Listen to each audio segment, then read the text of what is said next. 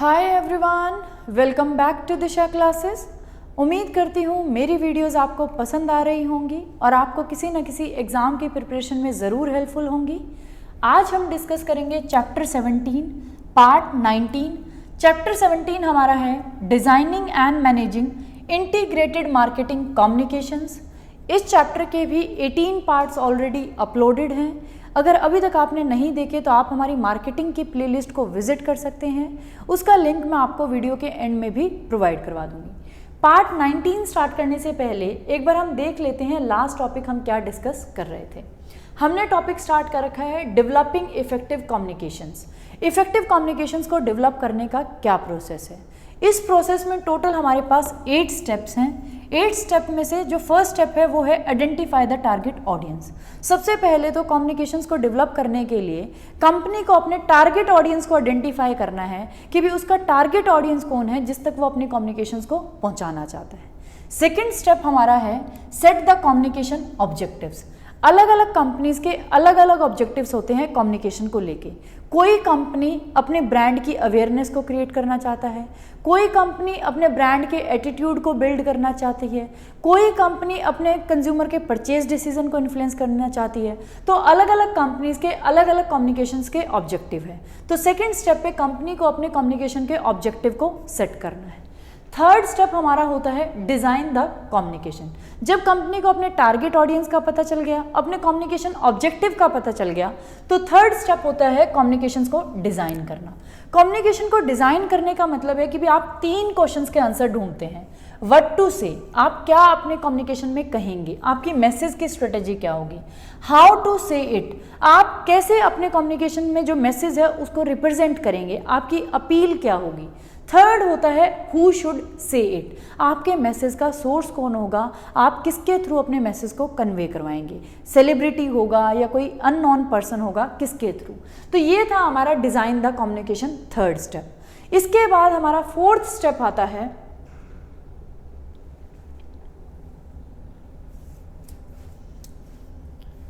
Select the communications channel. Fourth step में हम क्या करते हैं, अब जब कम्युनिकेशंस को हमने डिज़ाइन कर लिया तो अब कंपनी को सेलेक्ट करना है अपने कम्युनिकेशन के चैनल को। अगर हम कम्युनिकेशन चैनल्स की बात करें तो कंपनीज के पास ब्रॉडली 2 कम्युनिकेशन के चैनल है। पहला है पर्सनल चैनल्स ऑफ कम्युनिकेशन, दूसरा है non personal channels of communication. Personal channels में हमारे पास फर्दर सब चैनल्स हैं। पर्सनल में जैसे हमारा हो सकता है personal selling, direct marketing, mobile marketing, word of mouth, ये सभी हमारे किसके अंडर आते हैं, पर्सनल चैनल्स ऑफ कम्युनिकेशन। अगर हम non personal channels of communication की बात करें तो इसमें हमारा आता है advertising, sales promotion, events, experiences. तो अलग अगर हम ब्रॉडली डिवाइड करें तो 2 चैनल्स हैं हमारे पास कम्युनिकेशन के, पर्सनल एंड नॉन पर्सनल। लेकिन पर्सनल में भी बहुत सारे सब चैनल्स हैं और नॉन पर्सनल में भी बहुत सारे अदर ऑप्शंस या सब चैनल्स अवेलेबल हैं। तो जो हमारा पर्सनल चैनल्स ऑफ कम्युनिकेशन है जिसमें फेस टू फेस 2 या 2 से ज़्यादा बंदे कम्युनिकेट करते हैं या कोई एक बंदा अपने टारगेट ऑडियंस से फ़ोन के थ्रू, ईमेल के थ्रू कांटेक्ट करता है, उससे कम्युनिकेट करता है। ये थे हमारे पर्सनल चैनल्स ऑफ कम्युनिकेशन। इसको हम पिछले वीडियो में, पिछले पार्ट में डिस्कस कर चुके हैं डिटेल में। आज हम डिस्कस करेंगे non personal channels of communication.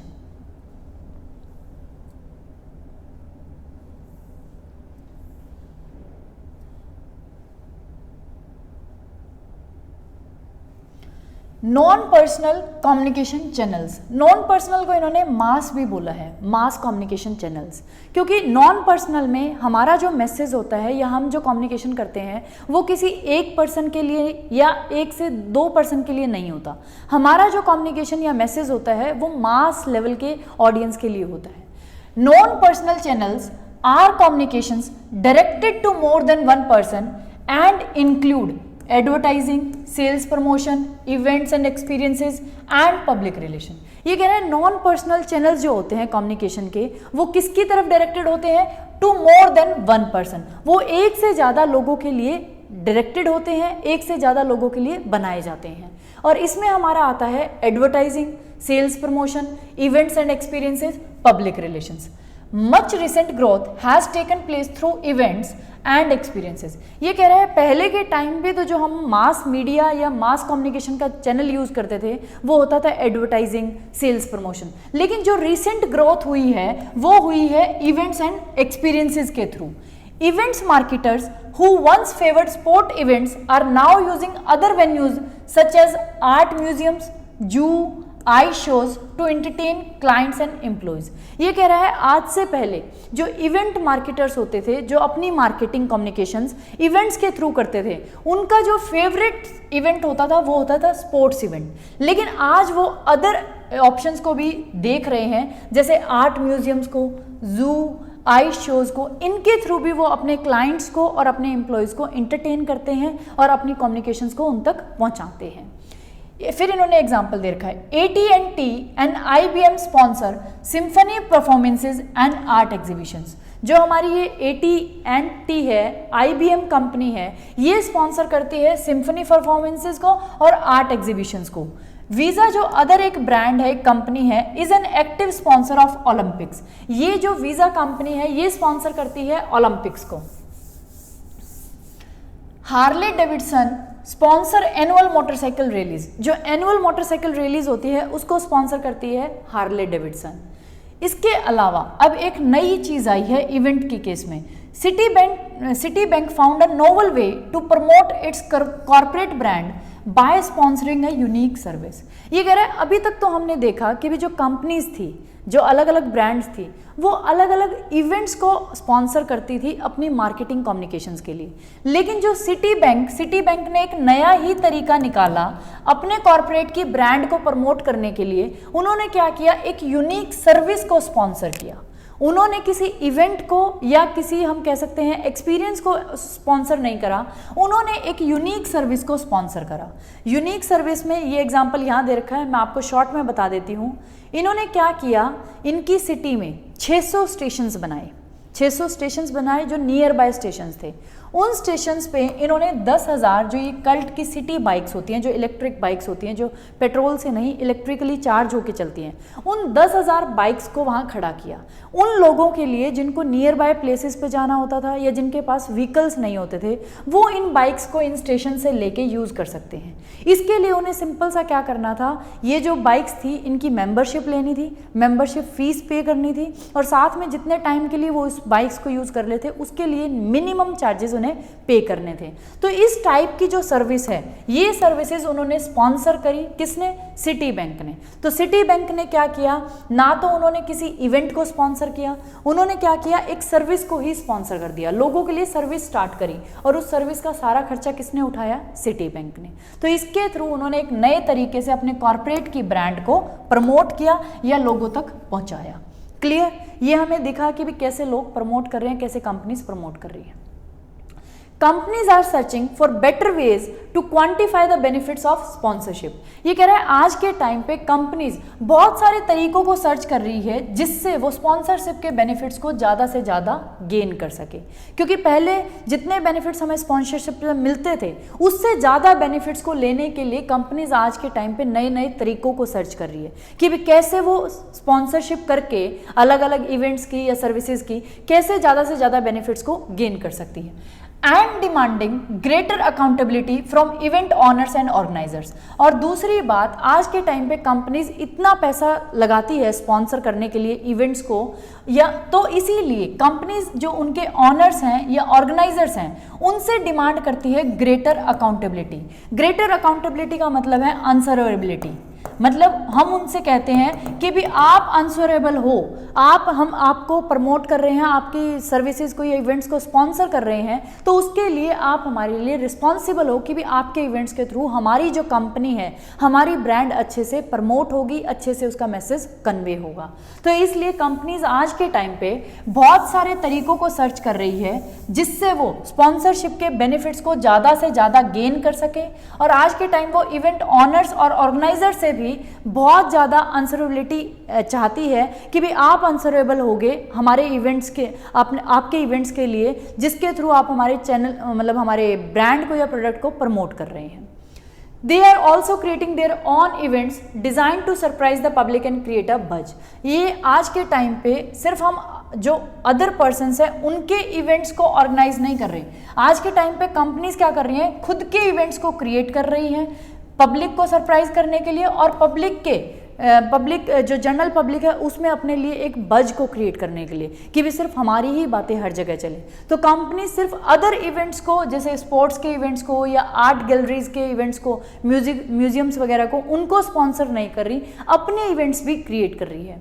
Many efforts amount to guerrilla marketing tactics, ये कह रहे हैं जो इतने सारे एफर्ट्स कंपनी कर रही है आज के टाइम पे, उसकी वजह से गोरिल्ला मार्केटिंग टेक्टिक्स हैं। ये टॉपिक हमारा आगे आएगा। इवेंट्स कैन क्रिएट अटेंशन, ये कह रहा है इवेंट्स आपकी अटेंशन को तो क्रिएट करेंगे, दो whether they have a lasting effect on brand awareness, knowledge and preference will very considerably depending on the quality of the product, the event itself and execution. ये कह रहा है इवेंट्स आपकी अटेंशन को तो क्रिएट कर देंगे, इवेंट्स कंज्यूमर की अटेंशन को तो गेन कर लेंगे, लेकिन उनका लॉन्ग लास्टिंग इफेक्ट आपकी ब्रांड की अवेयरनेस पे, नॉलेज पे या प्रेफरेंस पे रहेगा या नहीं, ये डिपेंड करता है आपके प्रोडक्ट की क्वालिटी पे, आपके इवेंट पे कि वो कैसा इवेंट था, कैसे उन्होंने ऑर्गेनाइज करवाया था, क्या उसके फीचर्स थे, और उसके एग्जीक्यूशन पे कि भी कैसे उस इवेंट ऑर्गेनाइजर्स ने उसको एग्जीक्यूट किया है। तो आपका जो लॉन्ग लास्टिंग इफेक्ट है आपकी ब्रांड की अवेयरनेस पे, नॉलेज पे, प्रेफरेंस पे, वो तो डिपेंड करता है क्वालिटी ऑफ प्रोडक्ट पे, इवेंट पे और इवेंट के एग्जीक्यूशन पे, लेकिन इवेंट्स की वजह से आपको अटेंशन जरूर मिल जाएगी। ये श्योर है इवेंट्स कैन क्रिएट अटेंशन, लेकिन ब्रांड की अवेयरनेस, नॉलेज और प्रेफरेंस डिपेंड करेगी आपकी प्रोडक्ट की क्वालिटी पे, इवेंट पे और इवेंट की एग्जीक्यूशन पे कि कैसे उसको आपके ऑर्गेनाइजर्स ने हैंडल किया है, कैसे एग्जीक्यूट किया। क्लियर? तो ये था हमारा non personal channels of communication. Clear? Non personal channels of communication और पर्सनल चैनल्स ऑफ कम्युनिकेशन दोनों को हमने देख लिया। अब बात आती है integration of communication channel.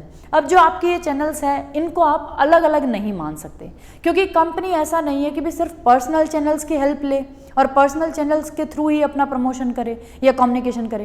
Company को पर्सनल चैनल के साथ नॉन पर्सनल चैनल्स को भी यूज करना पड़ेगा, और ना ऐसा हो सकता कि भी कंपनी सिर्फ non personal channels of communication का यूज करे, पर्सनल का बिल्कुल यूज ना करे। तो दोनों ही चैनल्स का कंपनी को यूज करना पड़ता है, इसलिए जो भी हमारे चैनल्स हैं उनको आपको इंटीग्रेट या मैनेज करके चलना पड़ेगा।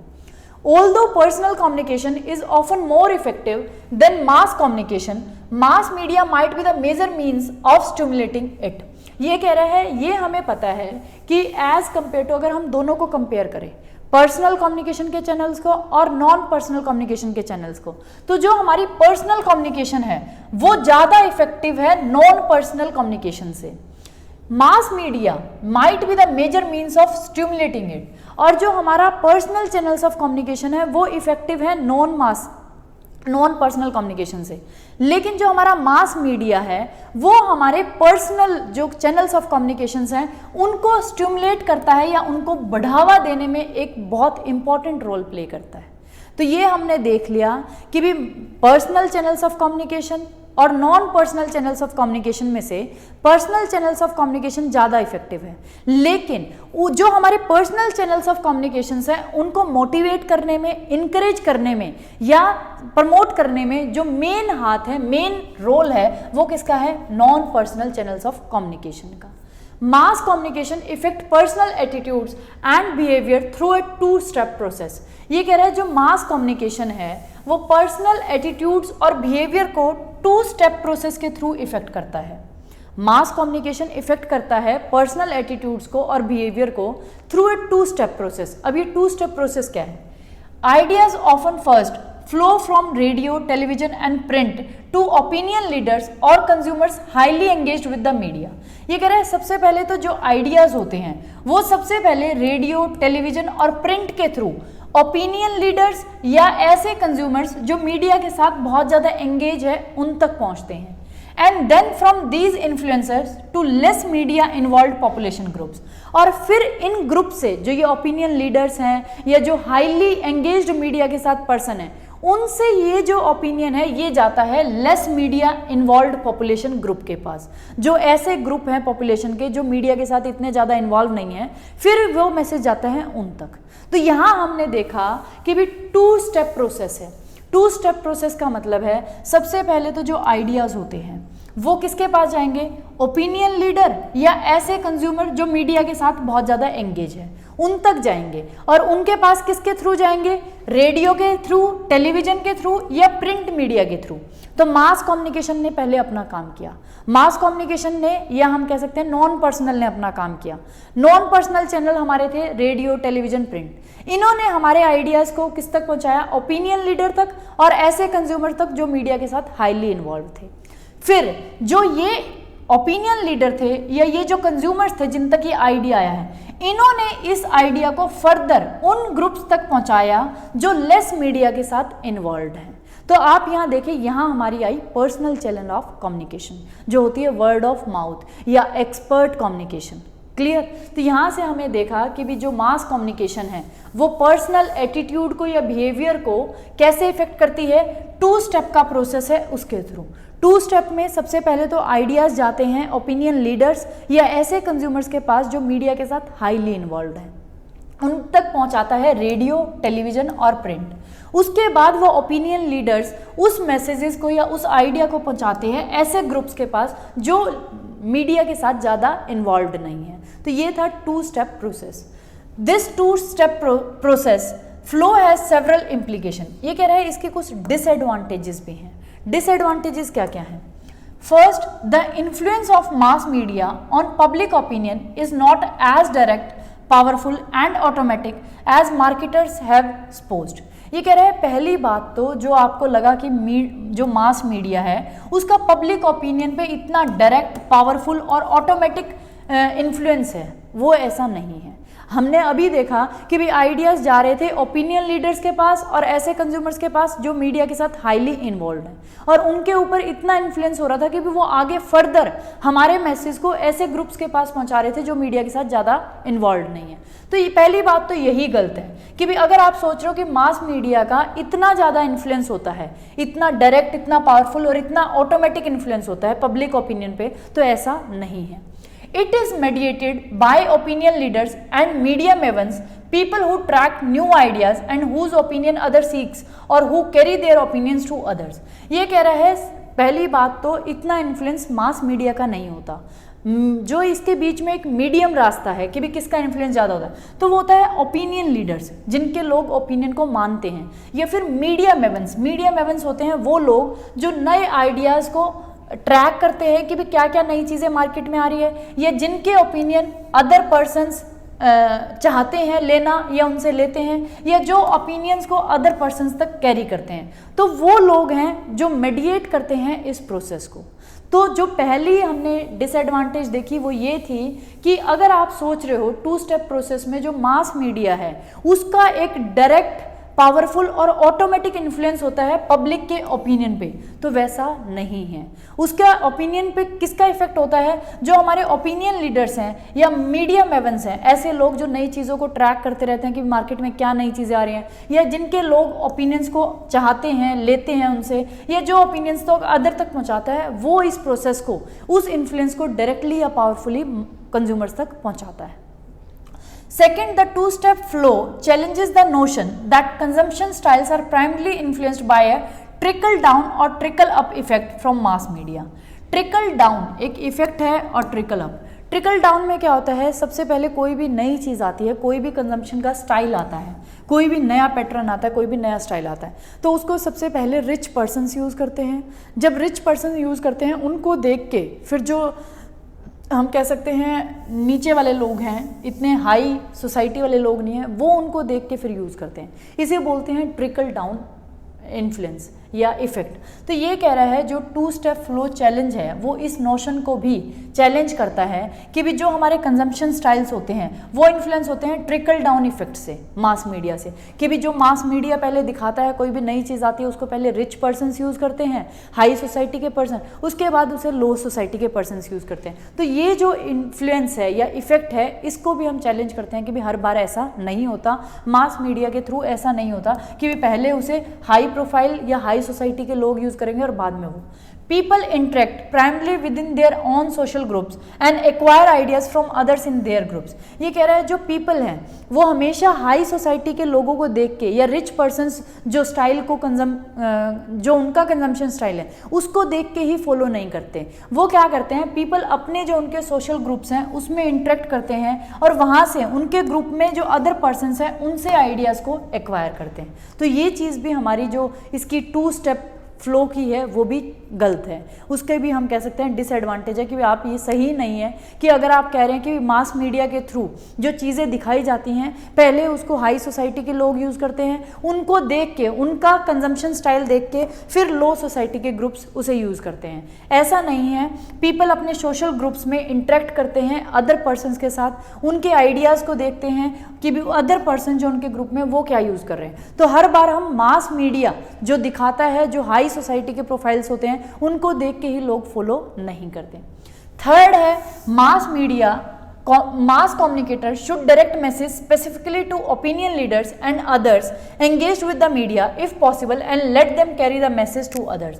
और तीसरी बात ये है कि भी जो मास मीडिया के कम्युनिकेटर्स हैं, अगर आप सोच रहे हैं कि मास मीडिया ही ओपिनियन लीडर्स का इन्फ्लुएंस बनाता है दूसरे लोगों पे, तो मास मीडिया को क्या करना चाहिए, मास कम्युनिकेटर्स को जो उनके मैसेजेस हैं वो स्पेसिफिकली ओपिनियन लीडर्स के लिए या अदर ऐसे लोगों के साथ लिए होने चाहिए जो मीडिया के साथ एंगेज्ड हैं, और उन लोगों को फिर आपको छोड़ देना चाहिए कि वो अब आपके मैसेज को कैरी करेंगे अदर लोगों तक। क्योंकि मास मीडिया में हम देखते हैं कभी भी जो उनका मैसेज होता है वो ओपिनियन लीडर्स या ऐसे लोगों के लिए नहीं होता जो मीडिया के साथ इन्वॉल्व होते हैं, जो फर्दर ऐसे लोगों तक उस बात को या मैसेज को पहुंचाएंगे जो लो मीडिया इन्वॉल्व पर्सन है। ऐसा नहीं होता, उनका मैसेज सबके लिए होता है। तो थर्ड चीज़ ये है कि जो भी मास कम्युनिकेटर्स हैं वो अपने मैसेजेस को डायरेक्टली किसके लिए बनाएं, ओपिनियन लीडर्स के लिए या ऐसे पर्सन्स के लिए जो मीडिया के साथ ज़्यादा एंगेज हैं, और फिर वो ओपिनियन लीडर्स और वो पर्सन्स जो मीडिया के साथ ज़्यादा इन्वॉल्व है वो आपके मैसेज को अदर पर्सन्स तक कन्वे करेंगे या कैरी करेंगे।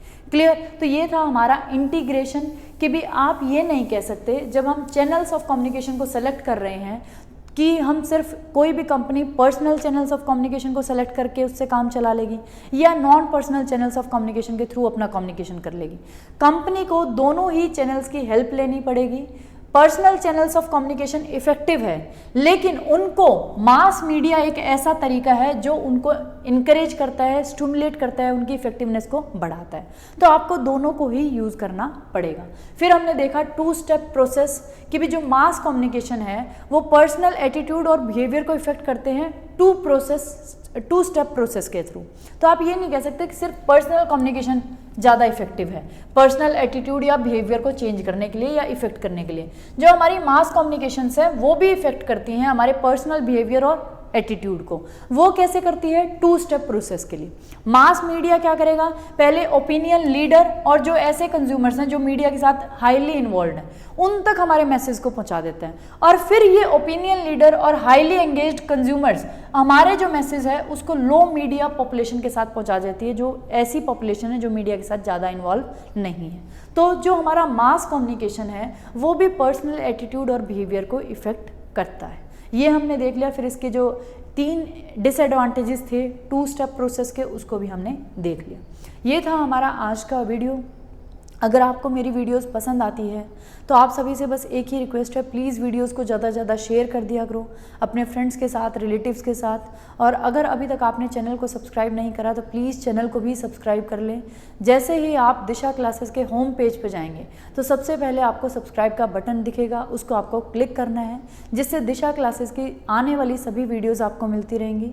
और जितने भी मेरे दिशा क्लासेस के नए व्यूअर्स हैं उनको मैं बताना चाहती हूँ कि दिशा क्लासेस एक ऐसा यूट्यूब प्लेटफॉर्म है जो बेसिकली डेडिकेटेड है कॉमर्स के स्टूडेंट्स के लिए।